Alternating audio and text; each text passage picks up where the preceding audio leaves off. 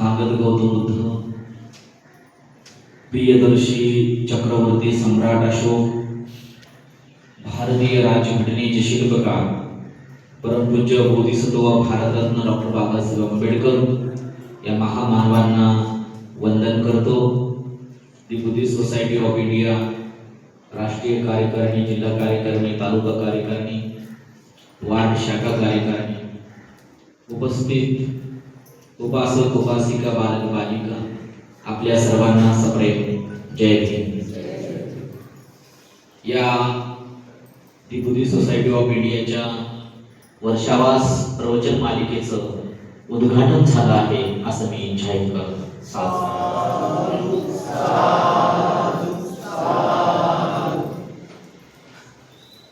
अनेक कार्यक्रमामध्ये जात असतो, कार्यक्रम छान होत असतात.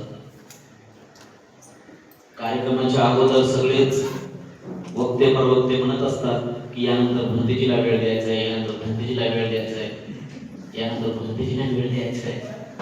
आणि भंतेजी बोलायला लागले की मधूनच सूचना देतात की भंतेजी बस झाला, आता कमी करा.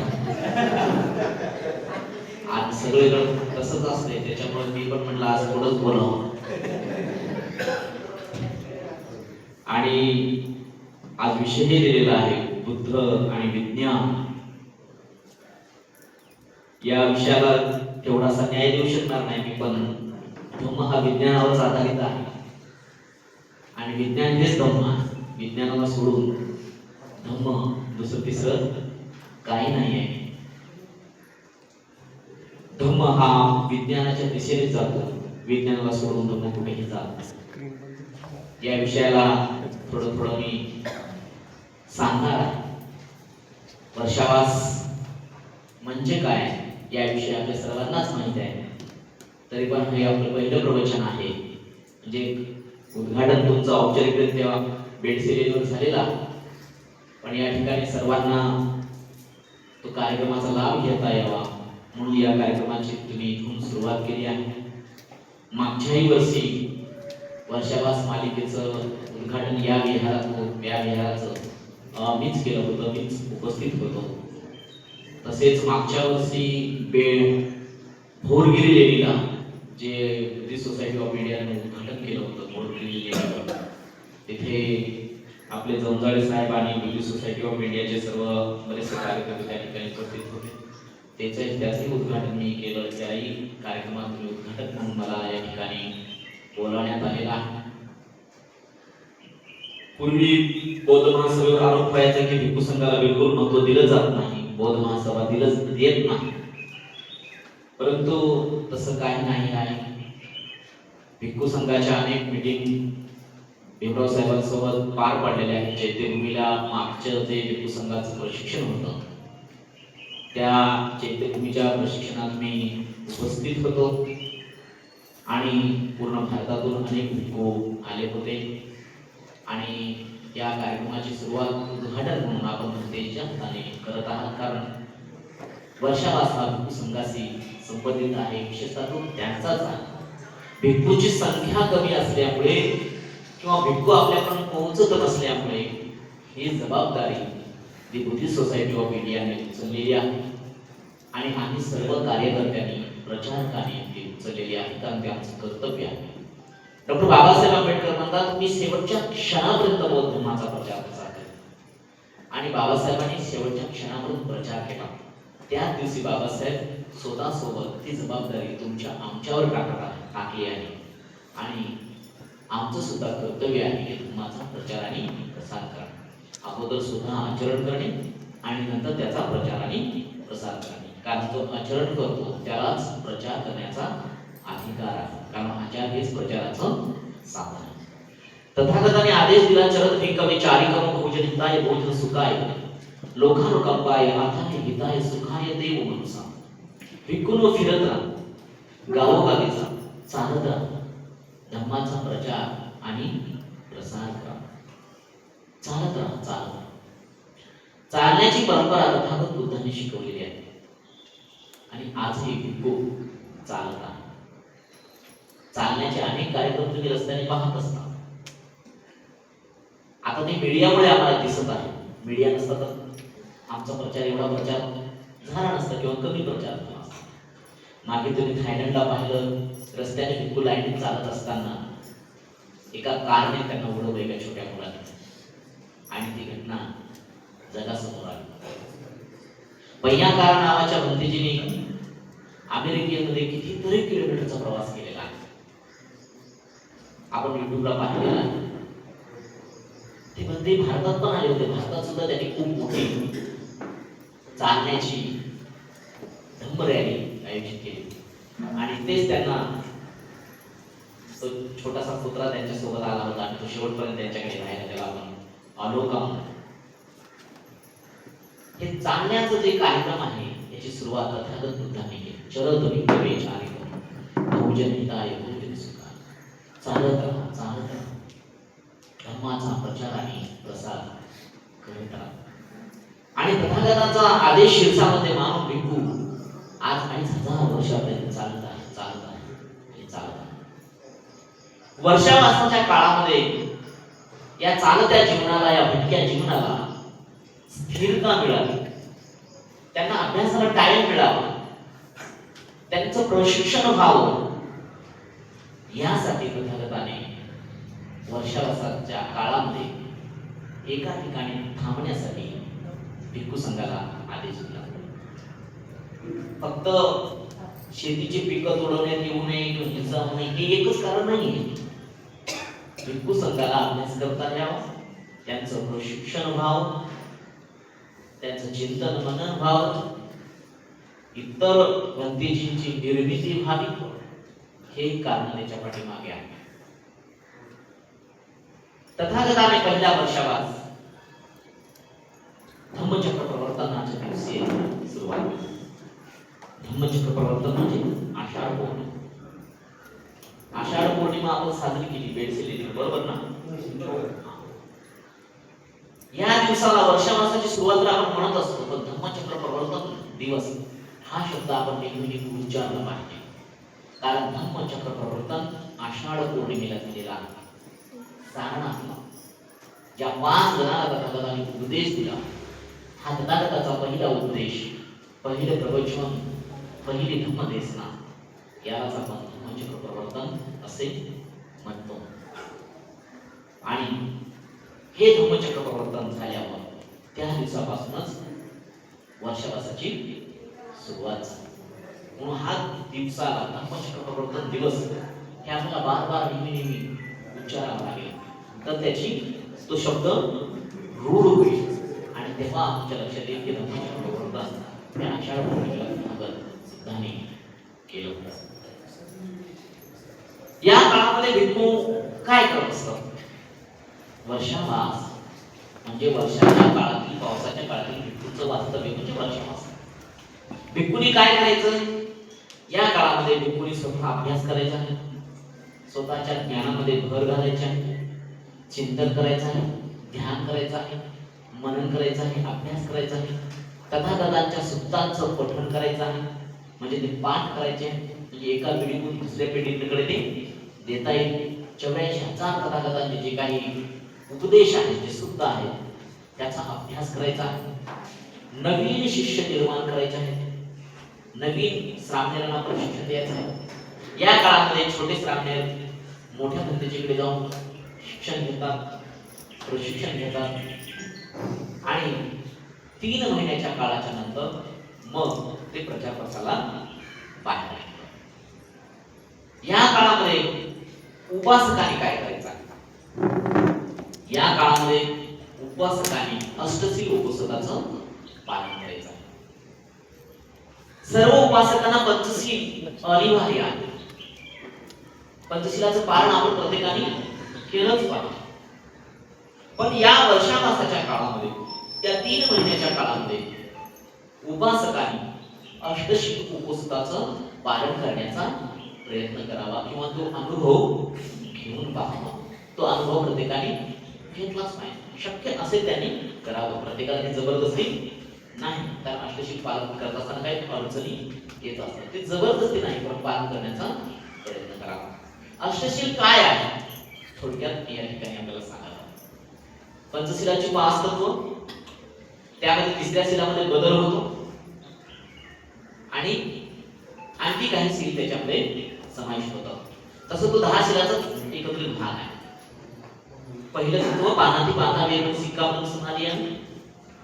कधी हिंसा करायची नाही, कधी कोणाला मारायचं नाही, कधी कोणाला त्रास द्यायचा नाही, कधी कोणावर अन्याय अत्याचार करायचा नाही. आदिन राणा वेगळी सिक्का म्हणून समाधी आहे. चोरी करायची नाही, भ्रष्टाचार करायचा नाही, दुसऱ्याला लुटायचं नाही, दुसऱ्याला लुबाडायचं नाही, कधी कोणाची कोणती वस्तू घ्यायची नाही, या शिलाचं पालन करायचं आहे. उपासक म्हणून पंचशील ग्रहण करत असताना तिसरं सील येतं कामेसमीच्या चारा वेळी सिक्खापद समाधी आहे. म्हणजे व्याभिचार करायचं नाही, परस्त्री सोबत गमन करायचं नाही, परपुरुषासोबत गमन करायचं नाही, वाईट वासना वाईट भावना आपल्या मनात ठेवायचं नाही. अष्टशील उपासक धारण करत असताना या शिलामध्ये बदल करावा लागतो.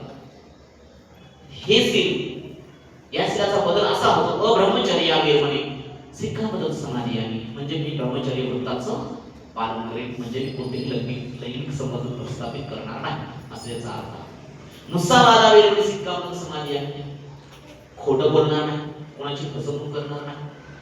सुरा मेरे म्हणजे मादक खाना वेरमणी सिक्खापद समाधी आहे. मादक पदार्थांचे सेवन करणार म्हणजे नशीली पदार्थांचे सेवन करणार नाही.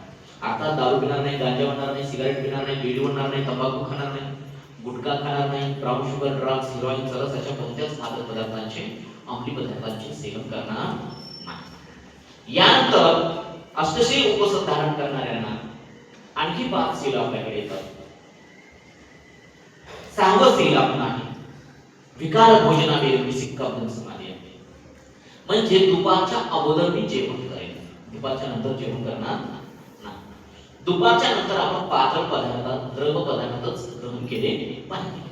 पाणी तर जीवनाला आवश्यकच आहे, पाणी तर ग्रहण केलंच पाहिजे, दिवसभर केलं पाहिजे, जास्तीत जास्त पाणी पिलंच पाहिजे. पण अन्न पदार्थ म्हणजे चावून खाण्याच्या पदार्थाच्या ऐवजी आपण पातळ म्हणजे द्रव पदार्थ घेतले पाहिजे. मग लिंबू पाणी असेल, ज्यूस असेल, ज्यूस सारखे पदार्थ आपण घेऊ शकता. पण प्रत्येकाला हे सहन होत नाही. पण ज्याला सहन होते त्यांनी हे पालन करायचं आहे.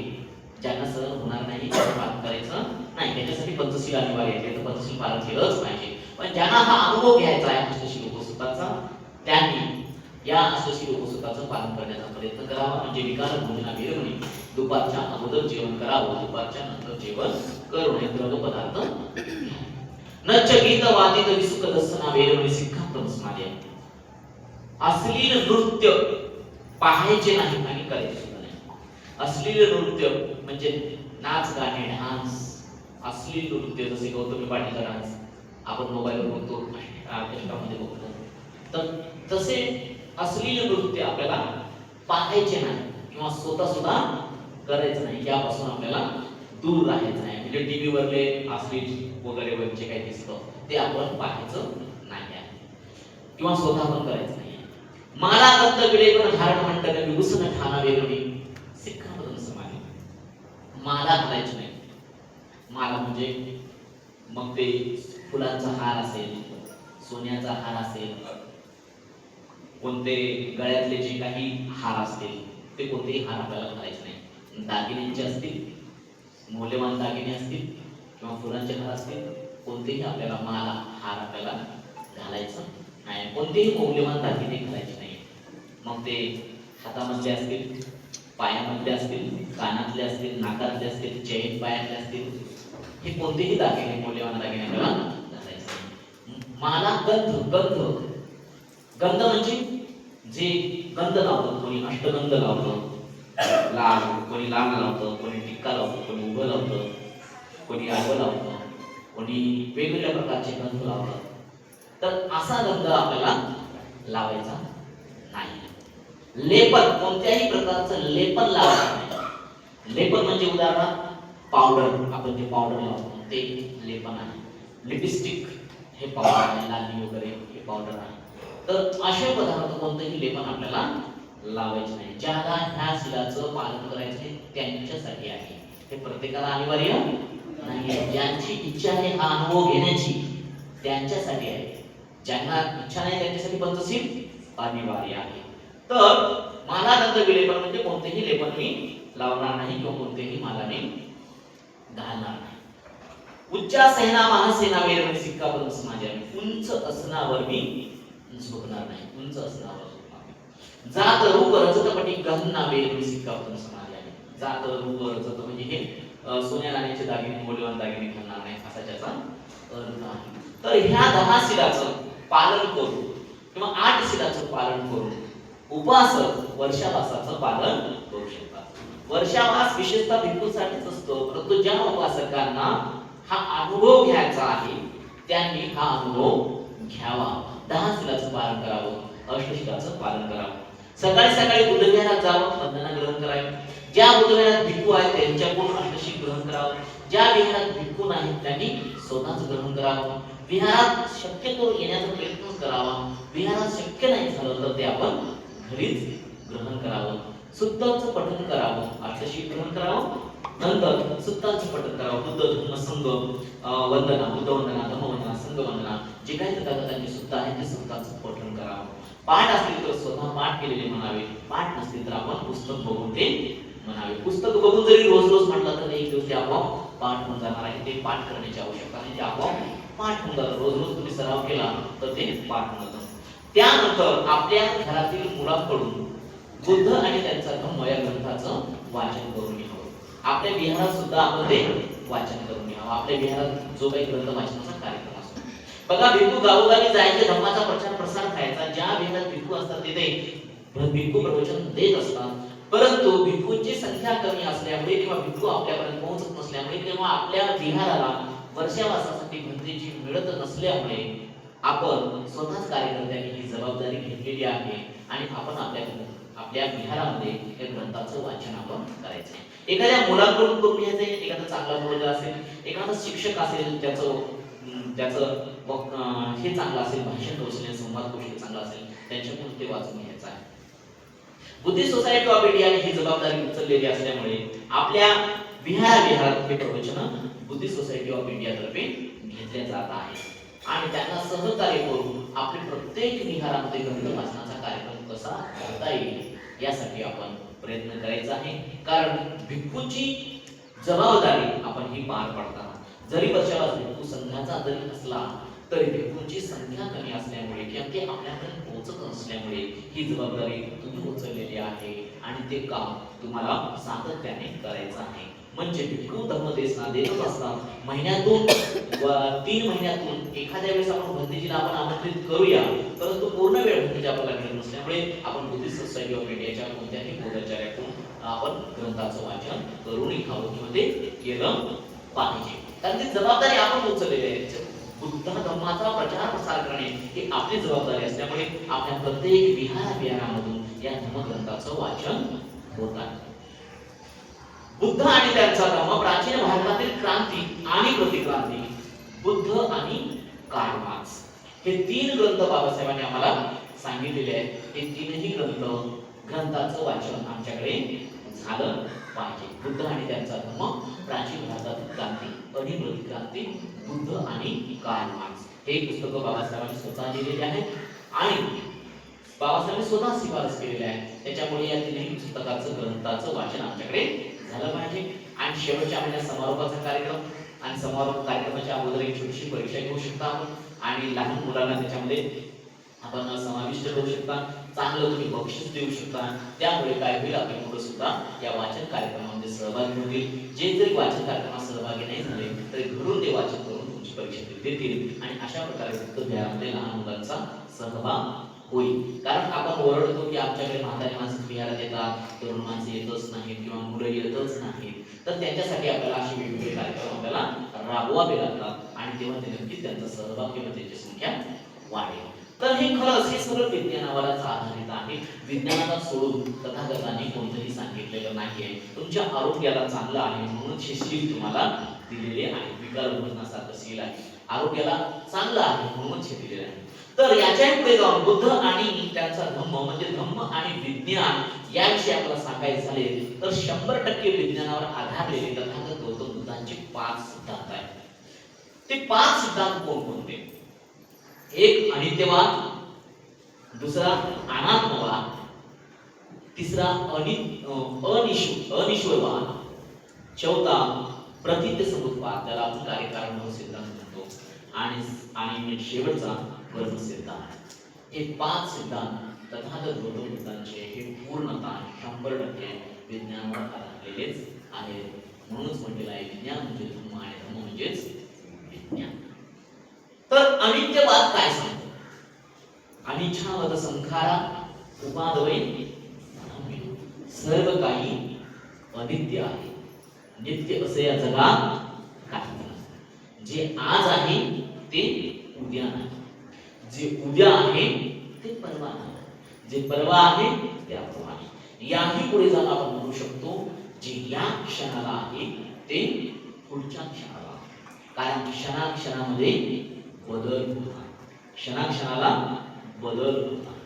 जुनं स्वरूप नष्ट होत आहे, नवीन स्वरूप प्राप्त होत आहे. जुनं स्वरूप नष्ट होत आहे, नवीन स्वरूप प्राप्त होत आहे. स्थिर म्हणजे नित्य असे या जगात काही नाही. बघा, ही इमारत विहाराची आहे, आज उभी आहे, निर्जीव वस्तू आहे.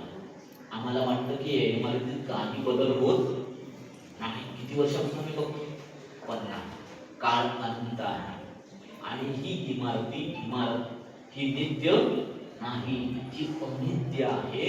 आज ना उद्या ही इमारत खाली पडणार, कोसळून पडणार. आज नाही पडणार, पण उद्या, परवा, 100 वर्षांनी, 150 वर्षांनी, 200 वर्षांनी ही आपोआप पडणार आहे. म्हणजे याची प्रक्रिया चालू आहे, ती आम्हाला दिसत नाही. सूक्ष्म सूक्ष्म बदल होत आहे आणि सूक्ष्म सूक्ष्म ती कमकुवत होत आहे आणि ते दिवस नष्ट होणार आहे. नष्ट होणार आहे म्हणजे तिचं स्वरूप बदलणार आहे. नष्ट कोणती गोष्ट होत नसते. इमारत आहे, नंतर ते पडल्यावर मातीच्या मातीचं त्याला स्वरूप येईल. दगड आहे, दगडाची सुद्धा झीज होत आहे. दगड जरी झिजताना आम्हाला दिसत नसला तरी तो हळूहळू झिजत आहे. दगडाचं स्वरूप नष्ट होत आहे आणि त्याला मातीचं स्वरूप प्राप्त होत आहे. म्हणजे दगड सुद्धा अनित्य आहे. झाडे झुडपे हे सुद्धा अनित्य आहेत. हे पृथ्वी, हे चंद्र, सूर्य, तारे, आकाश, गंगा हे सगळं अनित्य आहे. नित्य असे या जगात काहीच नाही. म्हणजे पृथ्वी, चंद्र, सूर्य हे सुद्धा अनित्य आहेत. ते सातत्याने फिरत आहेत, क्षणाक्षणाला ते फिरत आहेत. एकाही क्षणी ते जाग्यावर थांबलेले नाही. पृथ्वी स्वतःभोवती फिरत आहे, स्वतःभोवती फिरत सूर्याभोवती फिरत आहे. सूर्य सुद्धा स्वतःभोवती फिरत आहे आणि फिरता फिरता तो आकाशगंगेच्या केंद्रबिंदूशी फिरत आहे. ती आकाशगंगा सुद्धा फिरत आहे. म्हणजे ते सगळं फिरत आहे, बदलत आहे. जुनं स्वरूप नष्ट होत आहे, नवीन स्वरूप प्राप्त होत आहे. या पृथ्वीवर हजारो वर्षापूर्वी, करोडो वर्षापूर्वी माणूस होता का? नाही. करोडो वर्षानंतर आज माणूस आहे, परंतु करोडो वर्षानंतर माणूस राहील का नाही राहील काही सांगता येत नाही. म्हणजे चंद्र, सूर्य, तारा ही पृथ्वी सुद्धा अनित्य आहे. आज आहे, उद्या नाही. जरी उद्या जरी म्हणजे तारखेनुसार उद्या जरी असली तरी करोडो वर्षानंतर पृथ्वीचं अस्तित्व टिकून राहील का नाही राहील सांगता येत नाही. म्हणजे पृथ्वी सुद्धा अनित्य आहे. आणि हाच भाव आपण स्वतः लक्षात ठेवायचा आहे की आज मी आहे पण उद्या मी राहणार नाही. आज मी आहे परंतु उद्या मी राहणार नाही आहे. कारण आज मी जिवंत आहे, उद्या जिवंत राहील काही नाही सांगता येत नाही. कारण जीवन हे अनित्य आहे. जीवन हे अनित्य आहे. बघा, हळूहळू आता हे छोटी छोटी मुलं, ही मुलं असेच राहतील का? नाही. ते हळूहळू मोठे होतील आणि त्यानंतर ते प्रौढ होतील आणि हळूहळू ते वयोवृद्ध होतील. जे वयोवृद्ध आहेत ते हळूहळू त्यांचा अंत होईल आणि नवीन जन्माला येतील. म्हणजे प्रक्रिया चालू आहे. क्षणाक्षणाला केस पांढरे झालेले आहेत, केस गळत आहेत, नख वाढत आहे. आपल्यामध्ये शरीरामध्ये सुद्धा बदल चालू आहे आणि एक ना एक दिवस आपण मरणार आहे. ही अनित्यवादाची भावना आपण लक्षात ठेवायची. तथागतांना आपण फुले अर्पण करतो. ही फुले आपण बुद्धपूजेत म्हणतो. पुष्पं विनायते यदा इदं मे कायो गतायाति विनाश भाव. हे तथागता, हे फुले मी अर्पण केले. हे फुले अनित्यवादाचं प्रतीक आहे. हे फुले कशाचे प्रतीक आहे? अनित्यवादाचं प्रतीक आहे. हे फुले विनाश पावणारे आहेत. हे तथागता मी तुला फुले अर्पण केलेले आहेत. हे फुले विनाश पावणारे आहेत. सायंकाळी फुले हे कोमेजून जातील, उद्या ही फुलं सुकून जातील, परवाच्या दिवशी फुले हे सडून जातील, त्या परवाच्या दिवशी फुले हे झडून जातील आणि एक दिवस ही फुले आपण कचऱ्यामध्ये फेकून देऊ आणि एक दिवस ही फुले मातीमध्ये मिळून जातील. ज्याप्रमाणे फुले विनाश पावणारे आहेत, नाश पावणारे आहेत, नष्ट होणारे आहेत, त्याचप्रमाणे माझं शरीर सुद्धा नाश पावणार आहे. माझं शरीर सुद्धा नष्ट होणार आहे. जीवन हे क्षणभंगूर आहे. जीवन हे पाण्याचा बुडबुडा आहे, याची मला जाणीव आहे. जीवन हे अनित्य आहे, हे आपण लक्षात ठेवायला पाहिजे. बुद्ध म्हणतात परेच न विजानंती मय पेत यमामसे, जो हे जाणतो की मी एक दिवस जाणार. बुद्ध म्हणतात परेच न विजानंती मय पेत यमामसे, जो हे जाणतो की मी एक दिवस जाणार आहे. म्हणून त्या जो जाणतो की मी एक दिवस जाणार आहे, त्याची वैर भावना शांत होत असते. म्हणून प्रत्येकाने लक्षात ठेवायचंय की मी एक दिवस जाणार आहे. जीवन हे अनित्य आहे. नित्य असे या जीवनात काहीच नाही. म्हणून एकमेकांसोबत भांडणं करायची नाही, वाद विवाद करायचं नाही. आज बघा देशाची भांडणं चालू आहे. देशाची भांडणं म्हणजे युद्ध चालू आहे. देशाची भांडणं चालू आहे. राज्याची चालू आहे. गावाची भावाची भांडणं चालू आहे. भांडणामध्ये खूप वेळ निघून जात आहे. शेजारी पाजारी भांडण करत आहे. आपल्या फ्लॅट समोर चप्पल दुसऱ्याच्या फ्लॅट समोर गेली म्हणून भांडण आहे. आपल्या अंगणातला कचरा झाडता दुसऱ्याच्या अंगणात गेला म्हणून भांडण आहे. बहिणी बहिणीची सासा सणाची भांडण आहे. भांडणामध्ये वेळ खूप जात आहे. धुऱ्यासाठी भांडण आहेत, शेतीसाठी भांडण आहेत, पैशासाठी भांडण आहेत. भांडणामध्ये खूप वेळ निघून गेला आणि अचानक अटॅक आला आणि लवकरच टाटा बाय बाय गया. जगायचं तर राहूनच केलं. म्हणून लक्षात ठेवा जीवन हे अनित्य आहे. नित्य असल्या जगात काहीच नाही. हे आज आहे उद्या नाही. म्हणून माणसानं माणसासोबत माणसासारखं राहिलं पाहिजे. हाच धर्म आहे. म्हणजे मानवता म्हणजे धर्म, माणूस म्हणजे धर्म. तुम्ही एकमेकांसोबत कसे वागता, कसे राहता, कसे बोलता, कसे जगता, यामध्येच धम्म आहे. धम्म म्हणजे नीतिमत्ता, नीतिमत्ता म्हणजे धम्म. धम्म म्हणजे सदाचार, सदाचार म्हणजे धम्म. धम्म म्हणजे सद्गुण, सद्गुण म्हणजेच धम्म. काया वाचा मनाची शुद्धता राखणे म्हणजे धम्म. जीवन सुचिता राखणे म्हणजे धम्म. जीवनाची पवित्रता राखणे म्हणजे धम्म. अशा धर्माचं आचरण पालन करत करत जीवन जगायचं आहे. कारण जीवन हे अनित्य आहे. नित्य असे या जगात काहीच नाही. हाच विज्ञान आहे, हाच धर्म आहे. हा अनित्यतेचा सिद्धांत तथागत गौतम बुद्धाने आपल्या जीवनात स्वतः उतरायला सांगितलं आहे की गर्व करू नका. मी मोठा, मी शहाणा, मी बलाढ्य, मी धनवान, माझा बंगला, माझी गाडी, माझ्या बायकोला 10,000ची साडी, माझ्यावर कोणी कमी, माझ्यासारखं कोणीच नाही. मला कोणाहून काही घेणं देणं नाही. ही भावना मनात ठेवायचं नाही. कारण आपल्यासारखे हजारो आले आणि हजारो गेले, करोडो आले, करोडो गेले. काही फरक पडणार नाही. या दुनियेला काही फरक पडणार नाही. तुम्ही आले काय, गेले काय. शिलाचं पालन करत राहा. दर रविवारी तीर्थविहारात येत राहा. कारण जीवन हे अनित्य आहे. एक दिवस आपल्याला जायचं. दुसरा सिद्धांत तथागतांनी कोणता सांगितला? अनात्मवाद. पहिला कोणता होता? अनित्यवाद. दुसरा कोणता सांगितला? अनात्मवाद. म्हणजे आत्मा अस्तित्वात नाही. आत्मा अस्तित्वात आहे का? तथागत बुद्धाने सांगितलं. आता आपल्याला संशोधन करण्याची आवश्यकता नाही. पुन्हा अभ्यास कशाला करत? बुद्ध एवढा अभ्यास करतो काय आपण?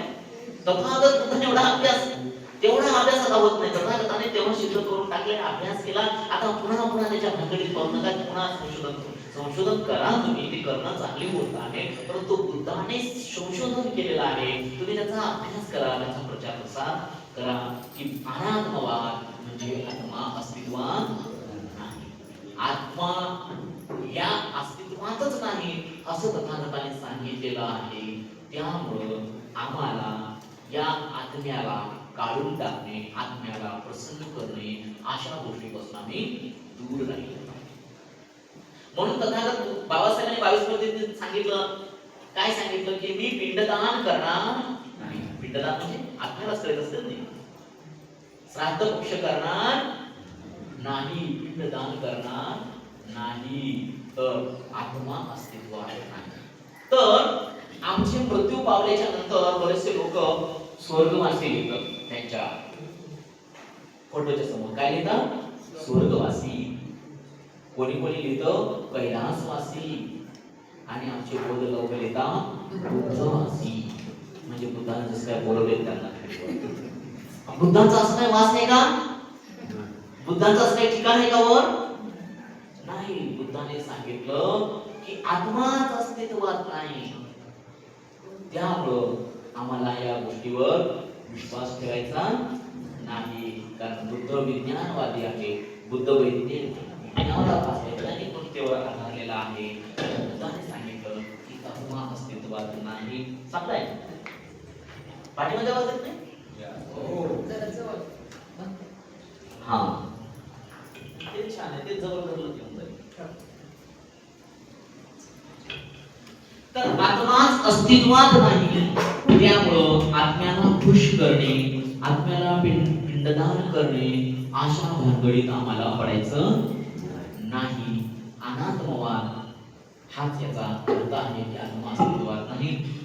आत्मा अस्तित्वात नसल्यामुळे त्याला खुश करणे किंवा त्याच्या विषयी कोणत्याही अंधश्रद्धा न बाळगणे हाच खरा धर्म आहे, हाच खरा विज्ञान.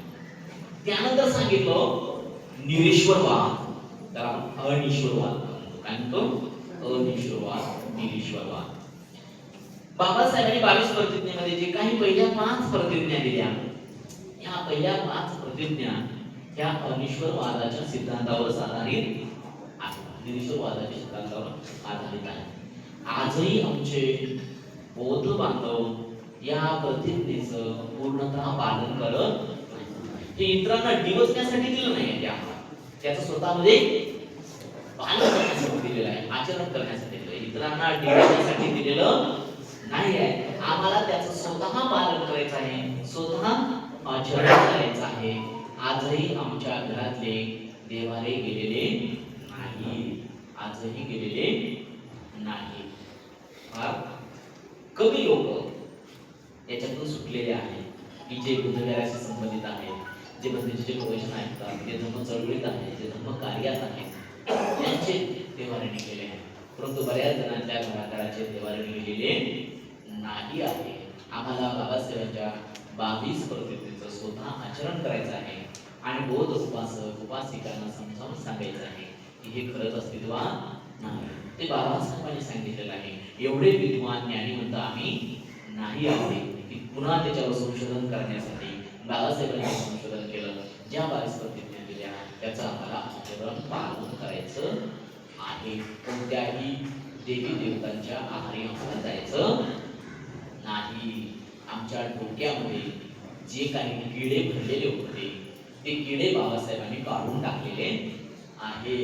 परंतु ते किडे पुन्हा डोक्यामध्ये पैदा होऊ द्यायचं नाही.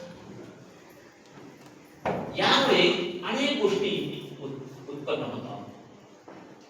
आजही ग्रामीण भागामध्ये, शहरी भागातही असं नाही आहे की पूर्णतः आपण बौद्ध झालेलो आहोत.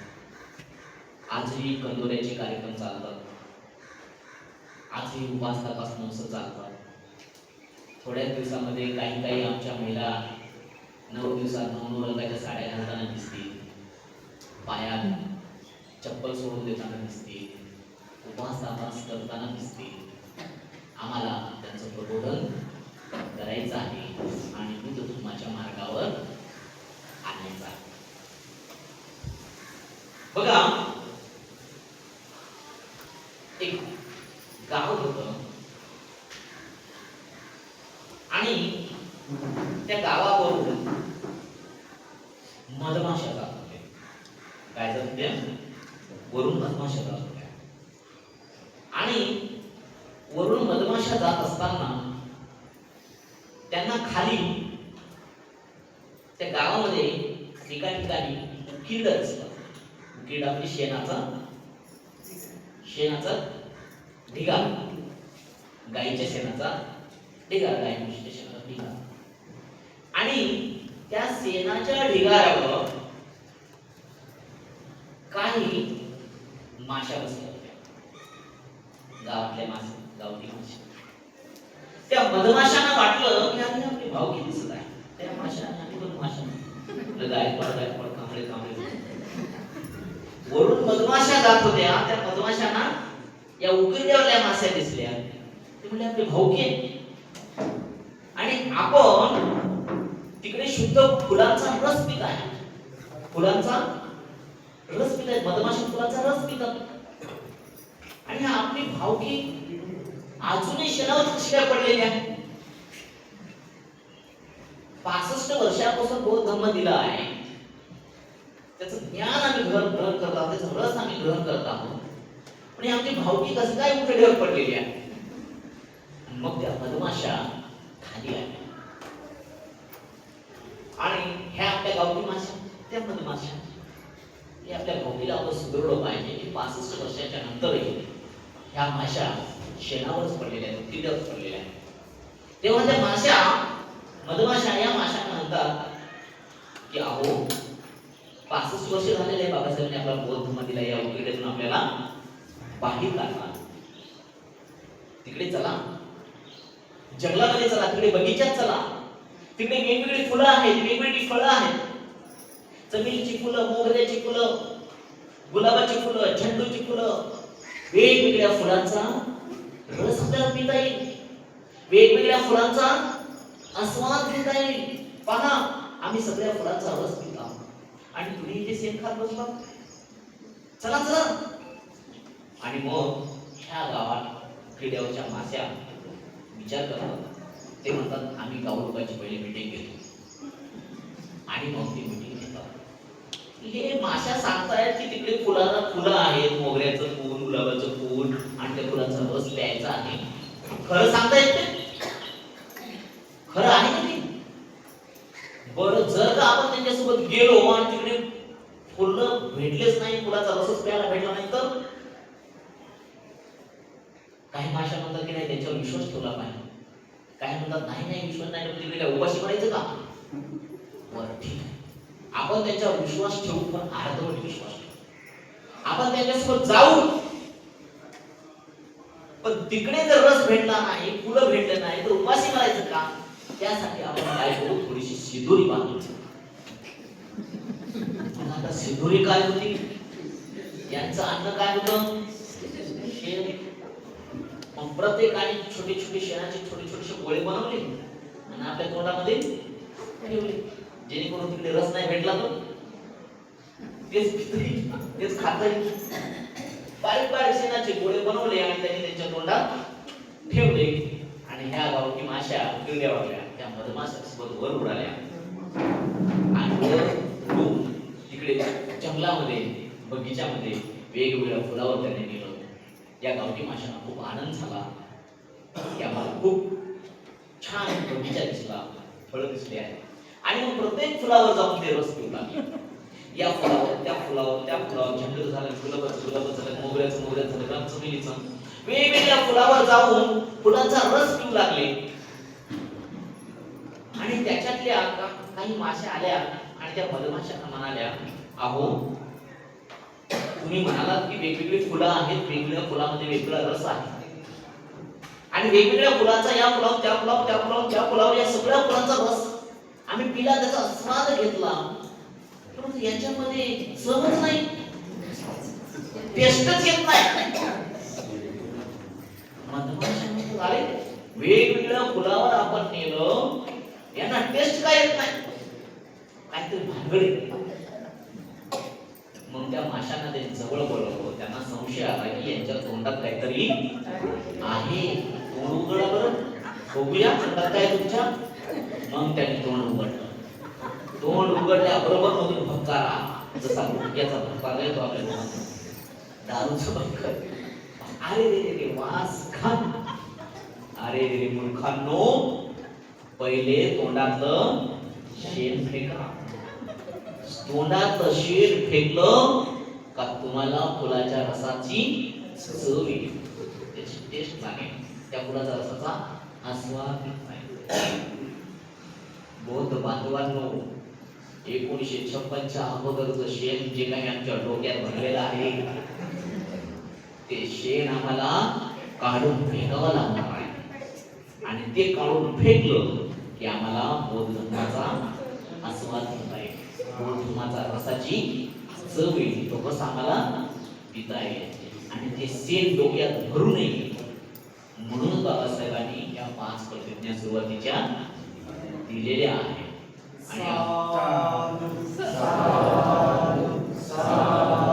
या 5 प्रतिज्ञेचा आम्हाला पूर्णता 5 नाही 22 प्रतिज्ञेचं पूर्णता पालन करायचं आहे. बाकीच्या प्रतिज्ञाही तेवढ्याच महत्त्वाच्या आहेत, बाकीच्या प्रतिज्ञा सुद्धा तेवढ्याच महत्त्वाच्या आहेत. सर्व प्रतिज्ञेचं आम्हाला पालन करायचं आहे. आणि जर पालन केलं नाही तर बाबासाहेब म्हणतील की हे बेईमान झाले लोक, मला मी सांगितलं पण यांनी पालन केलं नाही. तर हा निरीश्वरवादाचा सिद्धांत, ईश्वर अस्तित्वात नाही आणि त्याच्यामुळे आमचं काही खरं झालं नाही. ईश्वराचं स्थान बौद्ध धर्मामध्ये नीतीला, कशाला आहे? नीती. ईश्वराचं स्थान बौद्ध धर्मामध्ये कशाला आहे? नीतीला. म्हणजे तुम्ही नीतिमत्तेचं पालन केलं पाहिजे. बुद्ध म्हणतात धर्म म्हणजे नीती, नीती म्हणजेच धर्म, धर्म म्हणजे नीती, नीती म्हणजेच धर्म. त्यानंतर प्रतिज्ञ समुपपादाचा सिद्धांत आहे, ज्याला आपण कार्यकारण भावाचा सिद्धांत म्हणतो. म्हणजे प्रत्येक गोष्टीला कारण आहे, कारणाशिवाय कोणती गोष्ट, प्रत्येक गोष्टीला कारण आहे. म्हणजे कोणतीही गोष्ट असो प्रत्येक गोष्टीला कारण आहे, कारणाशिवाय कोणतीही गोष्ट नाही. हाही सिद्धांत 100% विज्ञानावरच आधारलेला आहे. आणि शेवटचा सिद्धांत म्हणजे कर्म सिद्धांत. कर्म चांगले करत राहा, कुशल कर्म करत राहा, अकुशल कर्म करू नका. संपपाप सहकरणं कुशल सर्व संपदा सचित परियोगापनं एतं बुद्धान सासा. म्हणजे कुशल कर्म करत राहा, अकुशल कर्म करू नका. जेव्हा आपण कुशल कर्म करतो, चांगले कार्य करतो, चांगले कर्म करतो, चांगली कामं करतो, तेव्हा मानव जातीच्या नैतिक व्यवस्थेला लाभ होतो. मानव जात सुखात राहते, मानव जातीच्या सुखामध्ये. म्हणजे आपण छोटंसं चांगलं काम केलं तरी मानव जातीच्या सुखात भर पडते. आणि आपण अकुशल कर्म केलं, आपण चुकीची कर्म केली, वाईट कर्म केली, तर मानव जातीच्या नैतिक व्यवस्थेचं अधपतन होते, मानव जात दुःखात राहते, मानव जातीच्या दुःखामध्ये होते. म्हणजे आपल्या छोट्याशा वाईट कर्मामुळे देखील मानव जातीच्या दुःखामध्ये.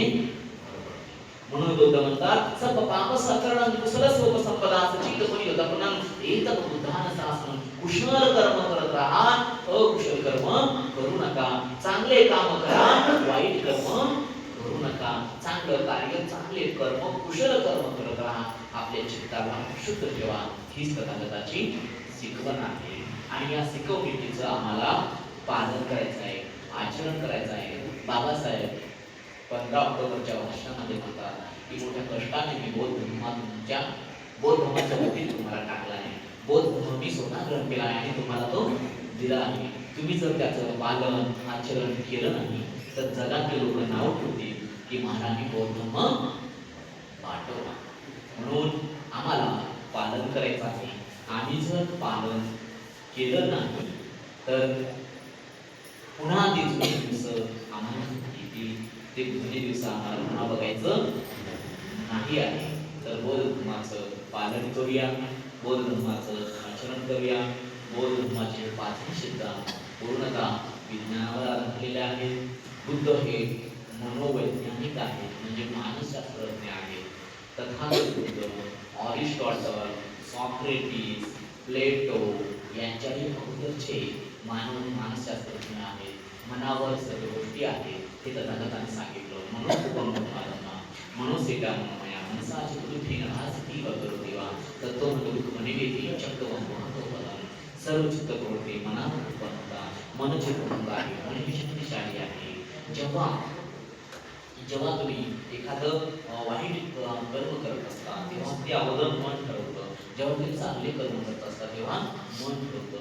जेव्हा तुम्ही एखादी गोष्ट काम करताना, एखाद्याशी बोलताना, एखाद्याशी संवाद साधताना तुमचं मन मलिन असेल, मना वाईट असेल, मन खराब असेल, तर दुःख तुमच्या पाठीमागे लागते. हे दुःख अशा प्रकारे पाठीमागे लागते, ज्याप्रमाणे बैलगाडी चालत असताना बैलाच्या पायाच्या पाठीमागे गाडीचं चाक लागते. बैल कितीही जोरात पळाला, गाडीचं चाक बैलाच्या पायाच्या पाठीमागेच धावते. मनोकुभंग माधवा मनसेला मनोमया मनसाची पसनेन भासती व करोती व ततोन सुखमनिवेती छायाव अनुपायिनी. मन म्हणजे सर्व चित्रपटी मनात निर्माण होतात. मन चित्रपट आहे, मन शक्तिशाली आहे.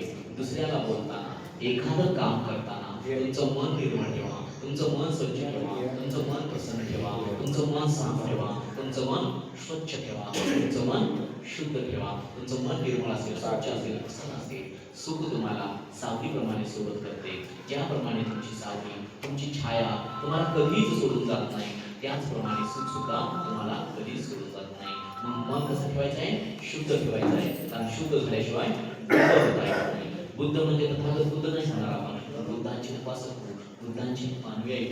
म्हणून मन शुद्ध ठेवा आणि बुद्ध उपासक, बुद्ध अनुयायी करण्याचा प्रयत्न करा. तुम्हाला वर्षावासाच्या खूप खूप शुभेच्छा, मंगल कामना देतो. येथेच थांबतो. धन्यवाद. जय हिंद.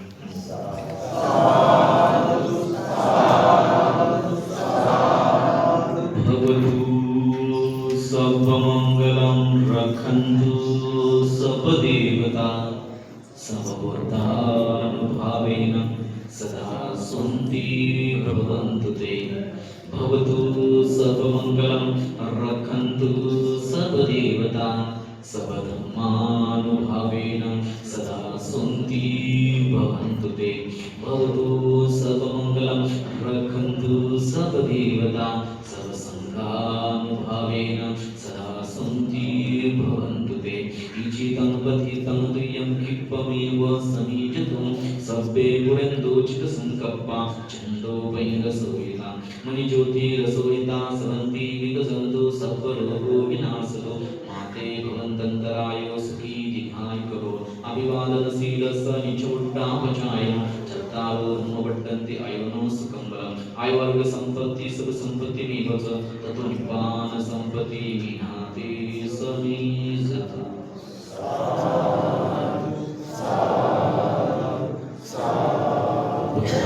नमामि धम्मं नमामि संघं नमामि. तथागत गौतम बुद्धांचा विजय असो, सम्राट अशोकांचा विजय असो, डॉक्टर बाबासाहेब आंबेडकरांचा विजय असो, बौद्ध धर्माचा विजय असो, भिक्खू संघाचा विजय असो, भारत देशाचा विजय असो, भारतीय संविधानाचा विजय असो. जय भीम. जय भीम.